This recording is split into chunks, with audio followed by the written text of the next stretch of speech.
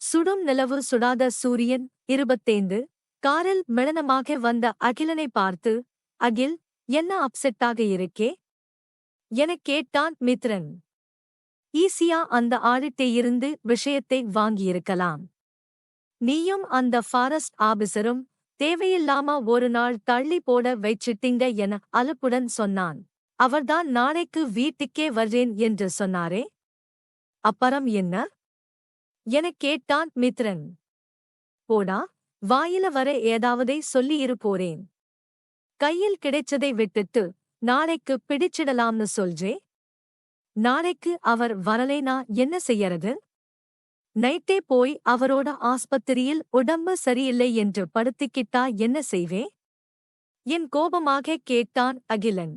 அவரைப் பார்த்தா அப்படி செய்யற ஆள் மாதிரி தெரியலை என அகிலனை சமாதானம் செய்ய முயன்றான். இவரும் சக்திவேலோட கூட்டாளியாக தான் இருப்பாரு என கடுப்புடன் சொன்னான் அகிலன். எனக்கு அப்படி தோணலே அகில், வைத்தியர் பார்க்க வயசானவரா இருக்கார். அவருக்கு பணமும் தேவையில்லை என்றான். மித்ரன், தெரிஞ்ச விஷயத்தையே சொல்லாதே. நாம ஏற்கனவே இந்த கடத்தலுக்கும் பணத்துக்கும் சம்பந்தம் இல்லை என்ற முடிவுக்கு வந்து ரொம்ப நாளாகுது என்றான். செல்வி சொன்னதை வைச்சுப் பார்த்தா 2 வருஷமா சக்திவேலுக்கும் இவருக்கும் பழக்கமோ தொடர்போ இருந்திருக்கு. அவன் வந்தா செல்வியை வெளியே அனுப்பிச்சிட்டு ஏதோ பேசறாங்க. ஒருவேளை இந்த வைத்தியர் ஏதாவது மருந்து கண்டுபிடிச்சு அதை வைச்சு சோதனை செய்யறதுக்கு சக்திவேல் ஆளுங்களை கடத்திட்டு வருவானோ என யோசனையுடன் சொன்னான் அகிலன். அதுக்கு ஏன் சென்னையிலிருந்து சம்யுவை கடத்திட்டு வரணும்? இங்கேயே நிறைய பேர் இருக்காங்களே எனக் கேட்டான் மித்ரன். சம்யு ஏதாவது அரிய இரத்த வகையை சேர்ந்த பொண்ணா எனக் கேட்ட அகிலனிடம், அவளும் நானும் ஒரே பிளட் குரூப் AB பாசிட்டிவ் தான். உலகத்தில் 20% ஆளுங்க இந்த இரத்த வகையை சேர்ந்தவங்க தான் என்றான் மித்ரன். மித்ரன், எனக்கு இந்த கேஸில் ஆரம்பத்தில் இருந்தே மண்டை காயுது. சித்தார்த்தை விசாரிக்க முடியலே, வைத்தியரை விசாரிக்கலாம் என்றாலும் அதுவும் முடியலே. கிடைச்ச ஒரே ஆள் ரவி. அவனை என்ன அடிச்சாலும் உண்மையே சொல்ல மாட்டேங்கிறான் என சலித்த குரலில் சொன்னான் அகிலன். ஏதோ முணுமுணுப்பது போல சத்தம் கேட்க திரும்பிய அகிலன் மகிழ்ச்சியில் மலர்ந்திருந்த மித்ரனின் முகத்தை பார்த்தான். இப்போ என்னமோ நீ சொன்னதானே என ஆர்வமாக கேட்டான் அகிலன். கண்கள் கனவில் மிதக்க மயூரி என மென்மையாக சொன்ன மித்ரனின் உதடுகள் புன்னகையில் மலர்ந்திருந்தன. எதுக்குடா இதை சொல்றதுக்கு இத்தனை பெரிய சீன் போட்டே எனக் கேட்டான் அகிலன். சம்யு கல்யாணம் முடிஞ்ச பிறகு என் காதலை அவ கிட்ட சொல்லலாம்னு நினைச்சேன். ஆனா இப்போ சொல்ல முடியாம தள்ளி போயிட்டே இருக்கு. அவளுக்கும் என்னை பிடிச்சிருக்குன்னு தெரியும்.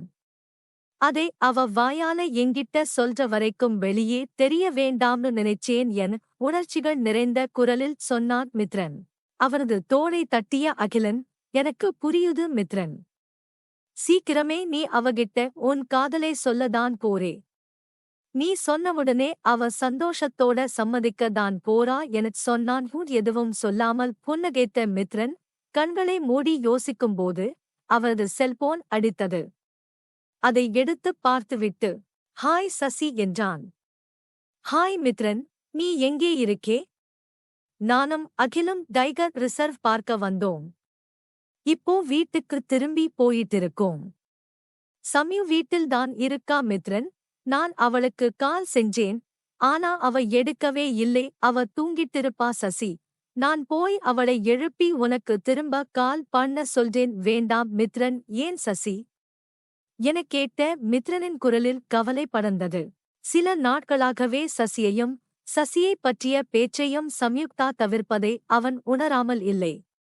முதலில் போக போக சரியாகிவிடும் என நினைத்தான். ஆனால் நாளுக்கு நாளுக்கு அவர்களுக்கிடையே இடைவெளி அதிகரிப்பதை உணர்ந்தே இருந்தான். விரைவில் இருவருக்கும் திருமணம் முடிந்தால் நன்றாக இருக்கும் என அவனுக்கு தோன்றியது. நான் சம்யுவிற்கு சர்ப்ரைஸ் கொடுக்க போறேன் மித்ரன் என்றான். சசிதரன் சிறிது நேரம் அமைதியாக இருந்த மித்ரன், என்ன சர்ப்ரைஸ் என்று கேட்கலாமா வேண்டாமா என யோசித்தான். கேட்டால் அது நாகரிகமாக இருக்குமா என்றும் யோசித்தான். என்ன சர்பரைஸ் சசி, என்கிட்ட சொல்லலாம் என்றால் சொல், பர்சனல் என்றால் வேண்டாம் என எச்சரிக்கையாகவே சொன்னான் மித்ரன். பர்சனல் எல்லாம் இல்லை மித்ரன். நானும் அப்பாவும் இப்போ கோவை ஏர்போர்ட்டில் இருக்கோம். இன்னும் 1 மணி நேரத்தில் சத்திலே இருப்போம் என்றான். முகம் மலர்ந்த மித்ரன், என்ன சசி, சம்யுவை பார்க்காம 2 நாள் கூட இருக்க முடியலையா என ஆர்வமுடன் கேட்டான். அதுவும் ஒரு காரணம்தான். ஆனா முக்கியமான காரணம். சித்தார்த்தோட கம்பெனியோட சீபட் ஸ்டீல் சைன் பண்றோம், உங்கிட்ட லாஸ்ட் வீக் சொன்னனே என்றான் சசி. ஆமா சசி, இப்போ ஏதாவது பிரச்சனையா என் கேட்டான் மித்ரன். இல்லை, விலை முடிவு பண்ணது இழுபறியா போயிட்டிருக்கு. திங்கட்கிழமை சென்னையில் டீல் சைன் பண்றதா இருந்தோம். சித்தார்த் அன்னிக்கு நைட் அமெரிக்கா போறான். நாளைக்குள்ளே விலை முடிவாகாம ஒப்பந்தம் திங்கட்கிழமை போட முடியாது. வீக் எண்ட் அவங்க அமெரிக்காவில் ஒர்க் பண்ண மாட்டாங்களாம். அதுதான் சித்தார்த்திடம் நாளைக்கு பேசி முடிவு பண்ணலாம் என்று இங்கேயே வந்துட்டோம் என்றான் சசிதரன். சசி சொன்னதைக் கேட்டு யோசனையில் ஆழ்ந்த மித்ரன், சசி, உங்களை சித்தார்த் வர சொன்னனா எனக் கேட்டான். இல்லை மித்ரன், நாங்க வரப்போவது அவனுக்கு தெரியாது என்றான் சசிதரன். ஓகே சசி, நீ சத்தி வந்துட்டு கால் பண்ணு, நாம மீட் பண்ணலாம் என்றான் மித்ரன். அவன் பேசியதிலிருந்து விஷயத்தை ஊகித்திருந்த அகிலன், மித்ரன் சசியுடன் பேசியதை சொன்னதும் சிரித்து விட்டானவன் ஏன் சிரித்தான் என்பது புரிந்ததால் மித்ரன் தலையில் கை வைத்துக் கொண்டு சரிந்து உட்கார்ந்தான். சோ, நாம நினைச்சா மாதிரியே எல்லோரும் சத்தியமங்கலத்துக்கு வந்துட்டாங்க என தானம் சிரித்தபடி சொன்னான் மித்ரன். ஆமாம், எல்லோரையும் அவன் வரவேற்றிட்டான் என்றான் அகிலன். நாங்களாகவேதான் அம்மனுக்கு நேர்த்திக் கடன் செலுத்த வந்தோம், அவன் எங்களை வர வைக்கலை என ஆழ்ந்த குரலில் சொன்னான் மித்ரன். மீசையிலே மண்ணு ஒட்டலையா மித்ரன், உங்களையும் அவன் தாண்டா வர வைச்சான் என்ற அகிலனை யோசனையாக பார்த்தவனே. வெற்றிவேல் தாத்தா என்றான் அகிலன். பாட்டியில் உங்கம்மா தாத்தா கிட்ட சம்யுவிற்கு கோயிலில் வைச்சு கல்யாணம் பண்ண போறதா சொல்லியிருக்காங்க. ஏதாவது நேர்த்திக்கடன் பாக்கி இருந்தா கல்யாணத்துக்கு முன்னாடியே செய்ய சொல்லியிருக்கார் தாத்தா என அகிலன் சொன்னதும் அவனுக்கு எப்படி தெரியுமென புருவத்தை உயர்த்தி கேட்டான் மித்ரன். உங்கம்மா அமிதாவிடம் சொல்லியிருக்காங்க என்றான் அகிலன். இந்த வாரம் இங்கே வரணும் என்று நாங்கதான் முடிவு பண்ணோம் என்றான் மித்ரன். நீங்க இந்த வாரம் வரலை என்றால் ஏதாவது சொல்லி உங்களையும் இங்கே வர வைச்சிருப்பார் தாத்தா என்றான். தலையை நிராசையுடன் அசைத்து கார் சீட்டை தன் முஷ்டியால் குத்தினான் மித்ரன்.